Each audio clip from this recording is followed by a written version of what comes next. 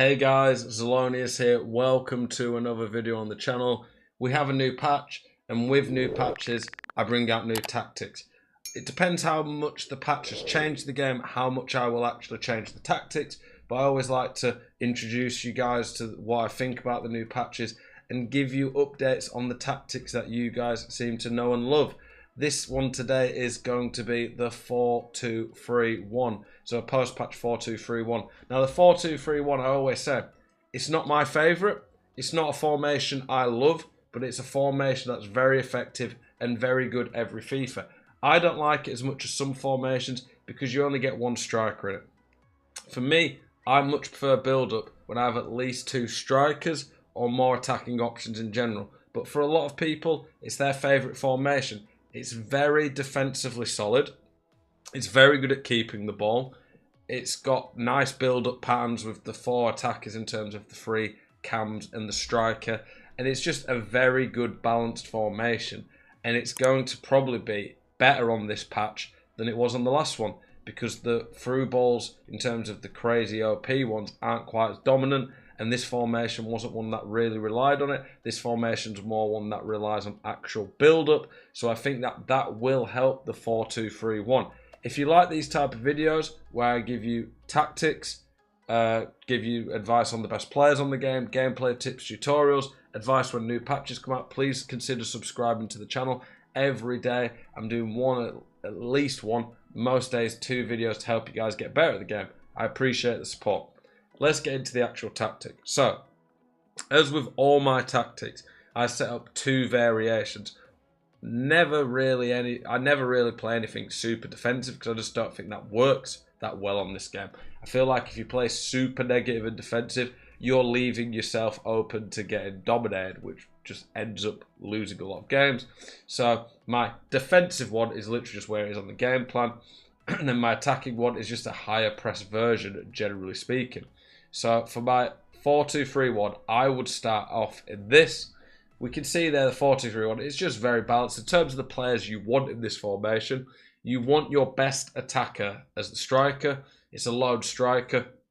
Ideally 5-star, 5-star, but there's not a lot of great options for that. You want at least 4-star skills and weak foot. I think that's pretty vital. 5-star skills or weak foot's definitely a plus though. Just makes you a lot more unpredictable. Being more unpredictable is going to make it hard for your opponent to defend. Cam.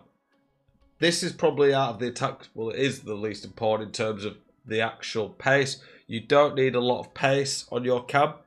The cam though needs to be good on the ball, have a good shot because he will get into good shoot positions. And ideally, because of the way he links up the play and builds up, he needs to be good at passing. The lamb and ram, that is where pace matters most. For the lamb, I want a left footer so he can either trivela or shoot across goal. And just, I want out and out pace. Alawiran is the perfect lamb. And then for the ram, similar, just pace, good on the ball, decent shot. Trivela's beneficial. By that, I mean the outside the foot shot tray. And a right footer. Obviously, I've got an amazing team here, but I do put lots of videos out where I give you options at cheaper levels. I do lots of videos about the best meta players, do meta attacker tier lists, and in those, I give you options at all different price ranges. For the CDMs, you'll see it when we get to the instructions, but one's more defensive-minded, the other's a bit better going forward.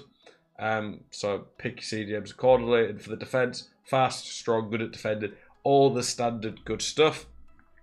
In terms of the custom tactic though, we have upped our width a bit. I don't think through balls down the middle are quite as OP, so you can play a little bit wider on the defense. I've upped the depth a bit. Honestly, the higher your depth can go, the better it is in terms of pressing, I think.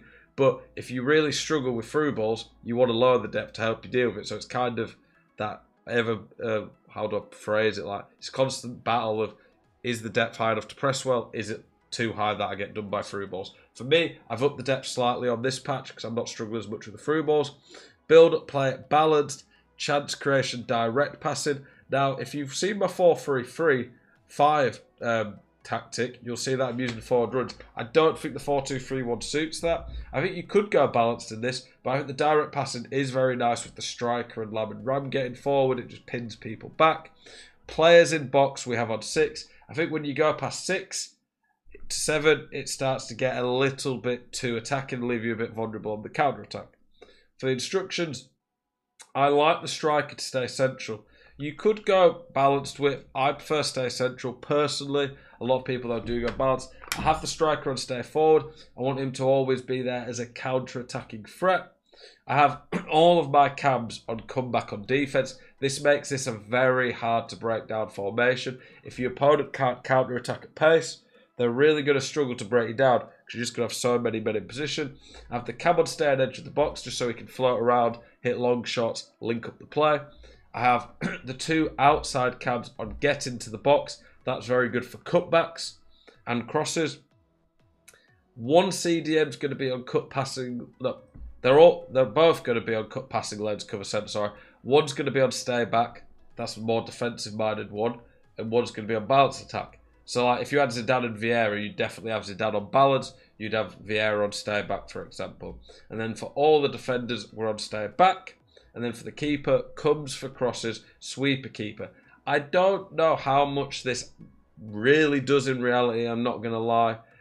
Some instructions seem to do a lot more than others. Like if you go stay back on a fullback or join the attack, you will very quickly notice the difference. If you go stay central or balance width, you're probably not going to notice the difference too much. Some instructions just matter a lot more. Some, it's more just tweaking and testing and seeing if you can find stuff. And sometimes certain tactics, formations, instructions just seem to combo better than others. Now, for the more aggressive version of this, we go press after possession loss. We up the width because upping the width helps us press better. And then but upping the width helps you press better, simply put. If people are trying to keep the ball, they often go out wide, so upping the width helps get the ball off them then. The depth we have upped a lot. You want 72 or higher depth when you're pressing high because it does auto offside traps, which are really OP for that. To be honest, I don't think the 4-2-3-1 is that good a formation when it comes to being more aggressive and pressing. I think it does more suit the balanced, lower depth variation, where it's about being compact, hard to break down. I don't think this formation is that good at this, but I do offer it for people who love this formation and want to play just a bit more aggressive version of it. The build-up play chance creation, we don't really change a lot there. It's going to be the same in this formation. The attacking patterns in this formation with the front four, the interchanging, are always going to be pretty similar.